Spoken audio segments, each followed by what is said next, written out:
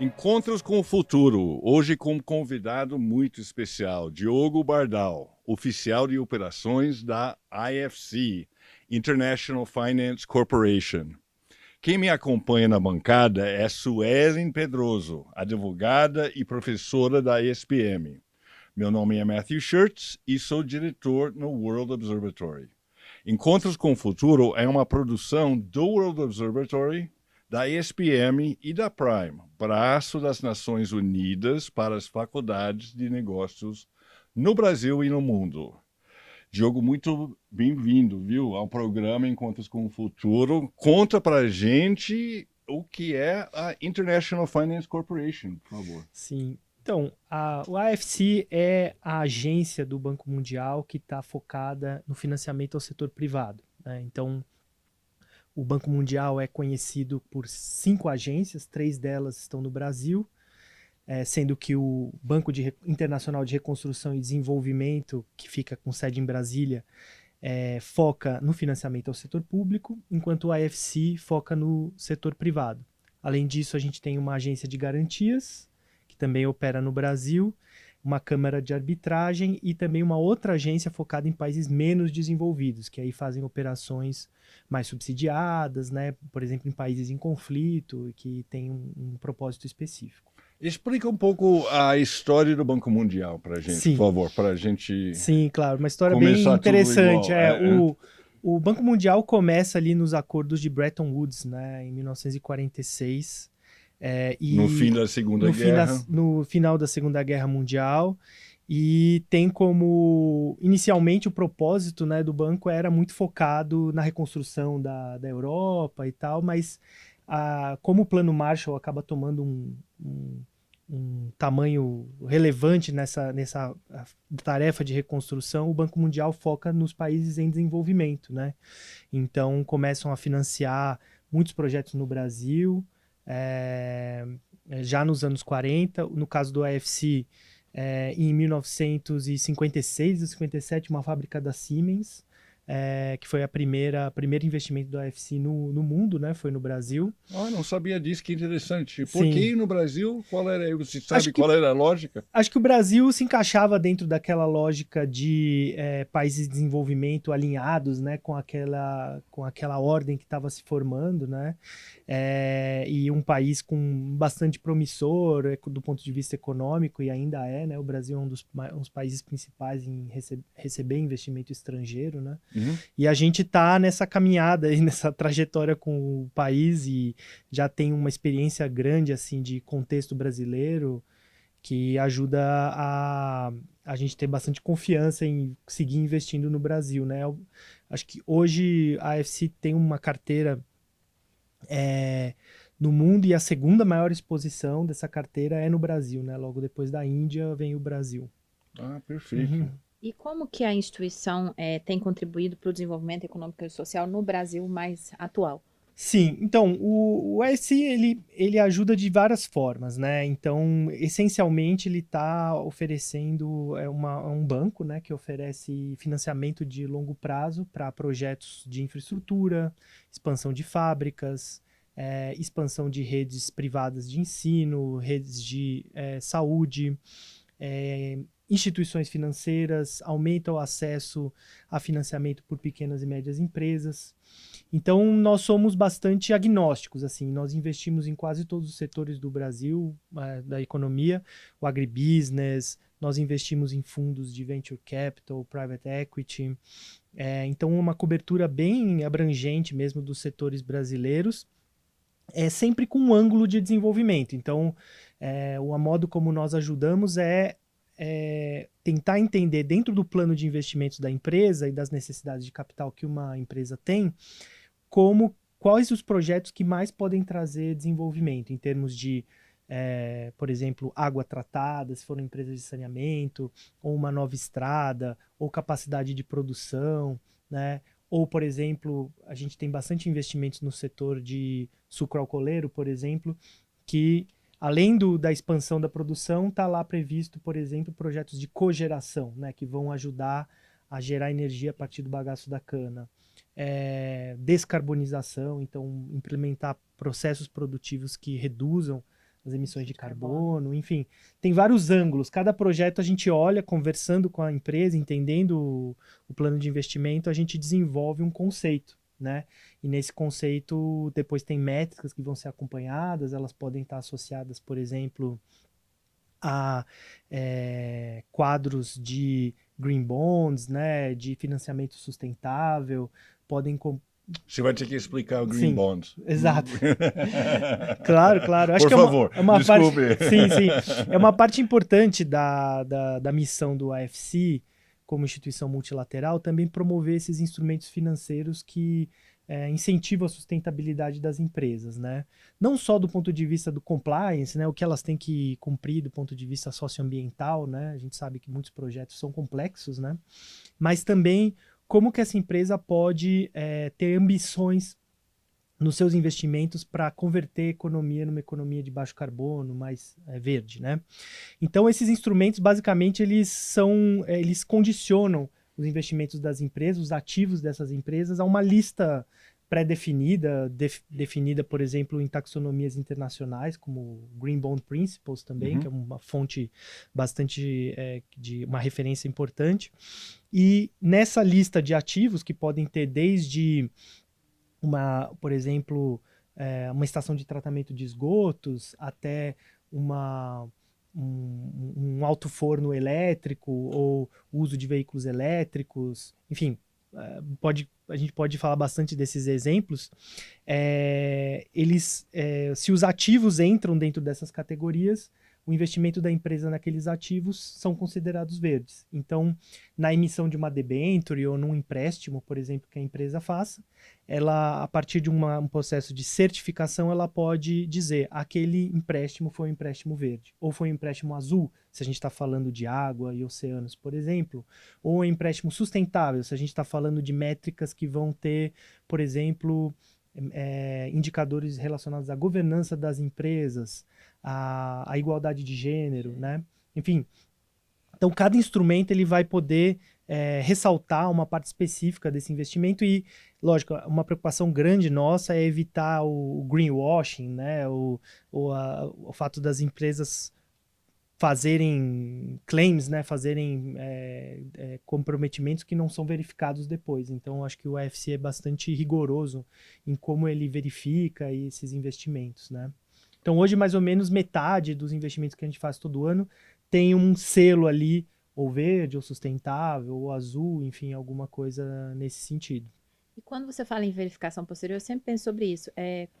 Existe alguma uma utilização sobre esses dados, né, de como isso está efetivamente sendo colocado em prática, respeitado? Porque isso deve trazer também dados de como isso ajuda, né, né, os números da empresa, no aspecto, né, Exato, pensando do ponto de vista empresarial mesmo, né? Não Exato. é só a apresentar, né, a obrigatoriedade de seguir o ESG. Eu acho que é importante colocar isso, né, que você ser um banco, né, não significa só você ir lá e dar o dinheiro, né, e ficar torcendo para pagarem ou cumprirem os compromissos. Eu acho que dos pontos que eu tenho bastante orgulho de trabalhar numa instituição como a AFC é que depois que você dá o dinheiro, periodicamente você está acompanhando não só os números do balanço das empresas, se a empresa está dentro dos limites, né, estabelecidos, mas também os compromissos socioambientais que ela assumiu, né? E se ela entrega de fato esses indicadores que ela está prometendo. Inclusive, acho que um ponto importante para se colocar tem alguns empréstimos que a gente fez que ao atingir determinados indicadores, então, por exemplo, vou dar o exemplo da Corsan, né, que é uma transação que a gente fez há uns 2, 3 anos. Quando a empresa tinha um número de perdas de água que era, se não me engano, 45%, que é uma média assim nas empresas de saneamento brasileiras. E ao reduzir para 38%, se ela reduzir esse número até 2026, 2027, existe uma redução na taxa de juros que a empresa está pagando, né? Então, os empréstimos da AFC são empréstimos longos, né? Em torno de 8 anos, 10 anos, né? Então, você começa a criar ali incentivos para as empresas assumirem esses compromissos, que no fim são bons para a própria empresa, né? A empresa que reduz perdas de águas, as águas não faturadas, também aumenta seu EBITDA ali no final do ano. E então, é um ganha-ganha, né? Então, o FC sempre tem essa... Como ele está ali no setor privado, né? A gente tem que achar qual que é o caso de negócio para sustentabilidade. Esse é um espaço que a gente gosta de atuar e que a gente sempre tenta provocar no mercado, assim. Pode dar alguns exemplos de descarbonização que vocês financiam? Sim, sim. Acho que a gente entrou nos últimos anos, é um tema recente, assim, que aparece, né, na agenda da industrialização do Brasil, até como o Brasil podendo ser talvez um dos países que está na frente na discussão sobre descarbonização por causa da sua matriz energética, né? Então, por exemplo, a gente fez uma transação agora com a Votorantim Cimentos, foram 150 milhões de dólares, no qual tem dentro do plano de CAPEX da empresa está previsto uma série de substituições, ou de equipamentos, ou de processos produtivos que vão gerar redução de emissões, né? Então, por exemplo, no caso da indústria de cimento, a gente sabe que o próprio processo de produção do cimento gera CO2, né? A reação química, por assim dizer. Então, tem mudanças que você pode fazer no uso das matérias-primas e nos próprios processos produtivos que reduz, de fato. Inclusive, tem uma agenda regulatória interessante com a ABNT, com as empresas de construção civil, de como reduzir o carbono incorporado nas construções, né, que é um tema de construções verdes, que é algo que também nos interessa muito. Um outro exemplo é a própria cogeração, né? Então, a gente sempre está falando de empresas que têm caldeiras em operação, que usam, por exemplo, combustíveis fósseis nessas caldeiras. Ao elas usarem combustível renovável, elas reduzem o carbono que está incorporado, né? E você empresta o dinheiro para fazer essa renovação. Exatamente. Então, a gente empresta para aquele projeto específico, pode ter até outras coisas dentro do plano, né? Mas a empresa depois tem que comprovar que realizou, de fato, aqueles investimentos, né? E iniciativas específicas em relação à inclusão social? Você pode dar exemplo também? Sim, acho que, né? acho que um ponto importante dessas é a ação na parte de acesso a financiamento, né? Então, o Brasil é um país bastante bancarizado já, né? Mais de 85% das pessoas têm acesso à conta bancária, mas esse acesso muitas vezes não se reflete no acesso a serviços financeiros, né? Então, um empréstimo, um microempreendedor que cai ali no funil do crédito ao consumo, né? E ele não está, de fato, recebendo crédito como empreendedor, né? Então, está pagando taxas de juros muito altas. E isso é uma barreira para o crescimento da produtividade do Brasil, né? Então, muitas vezes, a agenda da inclusão e a agenda da produtividade caminham juntas. Se você olhar os dados do sistema financeiro, vai ver que tem alguns grupos, segmentos desse mercado que recebem menos acesso a crédito, né? Então, por exemplo, mulheres empreendedoras, mulheres negras, negros, né, afro-brasileiros, negros, enfim, indígenas. Então, você ajudar os bancos, né, junto com os nossos empréstimos para esses bancos, né, além de oferecer o funding, nós também oferecemos uma consultoria para ajudar os bancos a segmentar esses mercados, entender as mudanças que eles podem fazer nos produtos bancários oferecidos. Então, por exemplo, a gente sabe que no segmento de mulheres empreendedoras, as mulheres empreendedoras, né, micro, pequenas e médias empresárias, elas gostam elas tomam decisões muito melhor informadas, né? Então, por exemplo, o programa que a gente tem com o Itaú, de mulheres empreendedoras, tem toda uma série de treinamentos que são online, que são colocados como apoio para que ela possa tomar de fato essa decisão de abrir um negócio, de fazer um investimento no seu negócio, né? Vocês fazem esse conteúdo? Exato, ajuda a fazer o conteúdo e dá o funding também. Normalmente os empréstimos têm uma estrutura que a gente olha se o banco já tem uma segmentação, ele sabe, 22% da minha carteira é para mulheres empreendedoras, né? Ou para mulheres negras na região norte, ou enfim. Aqueles bancos que ainda não têm essa segmentação, nós ajudamos com expertise a fazer a segmentação. E uma vez feita essa segmentação, nós apoiamos a entender esse mercado, as demandas desse mercado e como crescer essa carteira. Então, se hoje 20%, em torno de 20% das carteiras dos grandes bancos são para mulheres empreendedoras, algo não tá fazendo sentido. Se as mulheres são metade da população, por que que elas têm menos acesso a crédito, né? Então, e eu acho que esse é um ponto interessante. E o ângulo do gênero, ele entra em vários assuntos também, vários outros temas. Por exemplo, na governança corporativa das empresas, como se escolhe o conselho de administração, e também no acesso a capital. Nesse ecossistema de inovação, né, das startups, a gente sabe também que homens de um determinado segmento de classe social também conseguem levantar mais dinheiro no venture capital, né? Tem gestores de fundos em geral que são homens e não são mulheres. Então também a gente tem programas nesse sentido para incentivar a indústria a ter uma abordagem de maior igualdade nisso. Então acho que nessa conversa de inclusão tem a questão baixa renda, mas também os recortes de gênero, raça, que eu acho que são super importantes para o Brasil. Não tem como a gente falar de produtividade sem falar de inclusão ao mesmo tempo. Que interessante. Qual é o tamanho da carteira da AFC no Brasil? Hoje a nossa carteira é em torno de 7 bilhões de dólares, né? Então, isso Brasil. A gente coloca, então, o Brasil, entre as multilaterais estrangeiras, talvez seja uma das maiores carteiras que estão atuando, né? Também tem o Banco Interamericano de Desenvolvimento, né? A CAF, outras organizações com janelas privadas. Mas no Brasil também, o financiamento público, né, a governos é em torno de 4 bilhões. Então, no Brasil, acontece esse fenômeno que a carteira de financiamento privado do Banco Mundial é maior que a do público, né? Ah, que interessante. E eu posso pedir empréstimo para vocês? Não, então, o banco... Por que não?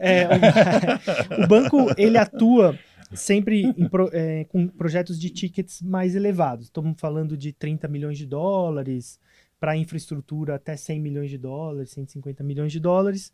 É claro que a gente precisa articular uma forma com a qual a gente chega nos pequenos empresários, microempresários e médios empresários. E isso a gente faz via instituições financeiras ou instituições bancárias e não bancárias, né?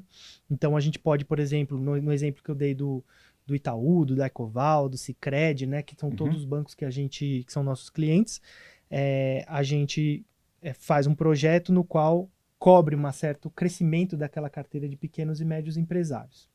E aí você empresta dinheiro para o Itaú. Isso, exato. É o que a gente chama de... Ou Sicredi, ou... Exatamente. A gente faz grande banco, como né? se fosse no atacado, né? E os bancos fazem a distribuição dessa linha de crédito no varejo. Sim. Pode ter vários compromissos ali, por exemplo, como recorte de gênero, pode ter um recorte de clima também, por exemplo, financiar pequenos negócios que estão colocando painéis solares como forma de aumentar a geração distribuída, né? Sim. Ou estão substituindo, colocando painéis solares nos seus galpões, ou estão, por exemplo,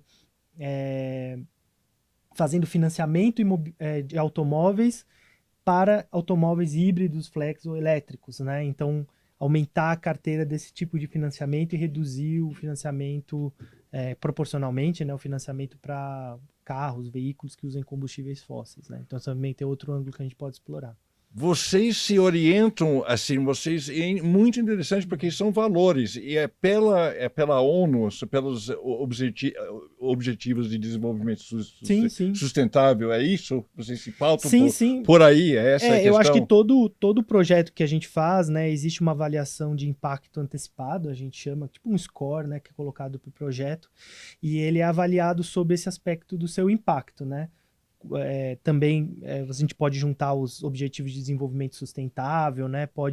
A gente tem métricas internas também, indicadores que são acompanhados, e também a gente tem um compromisso que a gente chama de Country Partnership Framework, né? Que é uma estratégia de país, no qual a gente até recentemente revisou, né, para o plano de 2024 a 2028, e lá a gente estabelece uma série de diretrizes e indicadores que a gente tem que entregar até 2028, né?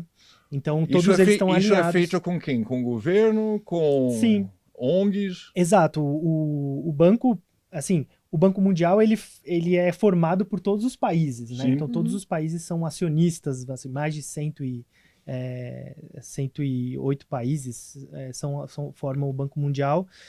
O Brasil tem uma participação no banco também, tem 2,5%, se eu não me engano, e se junta com outros países para indicar um conselheiro, né? Nosso conselheiro é o Marcos Quiliato, ele é bastante ativo, ele é indicado pelo governo brasileiro. Então, eles são os nossos clientes, por assim dizer, né? Uhum. Então, quando a gente conversa sobre a estratégia de país, conversa com o governo, mas também faz uma consulta ao setor privado, associações, sociedade civil.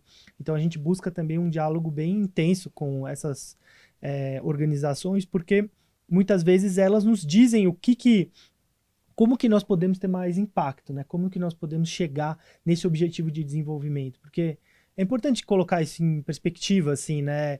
Nem sempre é claro essa resposta de como nós vamos atingir a nossa missão de redução da pobreza, né, que é a grande missão do banco, redução da pobreza, promoção da prosperidade num mundo habitável, né, que é a última adição, né, da nossa missão que foi colocada pelo novo presidente.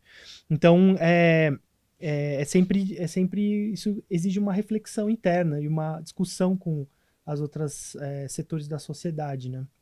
E, Diogo, na prática, como que acontece esses compromissos que as empresas assumem? Se elas não cumprem, qual é a consequência? Exato. Para saber como que isso é efetivado. O UFC, ele tem, assim, a gente coloca o dinheiro onde a nossa boca coloca. Então, o que a gente fala, a gente coloca dinheiro, né? Então, os investimentos que a gente faz são feitos por meio de um acordo de financiamento. E o plano de ação, por exemplo, se há um plano de ação socioambiental para que a empresa, por exemplo, aumente a rastreabilidade, por exemplo, se é uma empresa agrícola, aumente a rastreabilidade, ou que tem um compromisso de não abrir, por exemplo, terras de cerrado primárias, né, dentro do seu financiamento, se esse compromisso está lá, caso a empresa não cumpra esse compromisso, é um evento de default, como não pagar o empréstimo, né? Então o banco pode pedir o repagamento acelerado ou pré-pagamento daquele empréstimo, né? O que é uma consequência para as empresas bastante dura, assim, né? Então, isso em geral, acontece. Acontece. Muitas vezes acontece, assim como nos eventos de default, pode acontecer um waiver, né? Então ok, dessa vez passa, mas da próxima eu quero esse compromisso, mas também pode acontecer de nós sairmos, por exemplo, já tem vários casos no Brasil e no mundo, num investimento em participação acionária, que num evento desses de descumprimento, nós falamos, quer saber, esse cliente não é para nós, vamos sair, e a gente faz a saída da participação da empresa.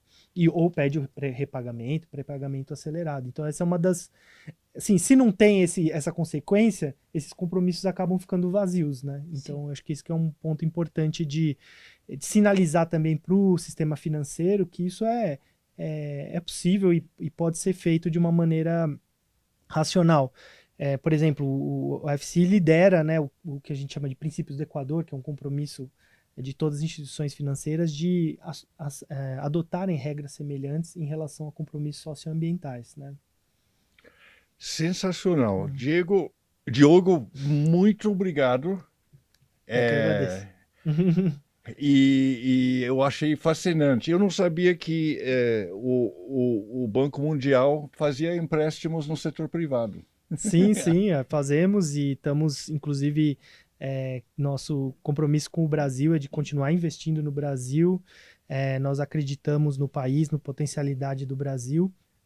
E, portanto, nos próximos anos, a gente espera aí, pelo menos 10, 15 bilhões de dólares, né, ajudar o setor da indústria do Brasil, esse processo de descarbonização, a parte de florestas, né, e preservação da Amazônia, que também vai ter um papel importante para o setor privado, a agenda de inclusão. Então, a gente está aqui, de fato, assim, para ajudar mesmo o país no que a gente pudesse usar a nossa expertise, nosso aprendizado. Bom, muito obrigado. Viu? Obrigado. Sensacional.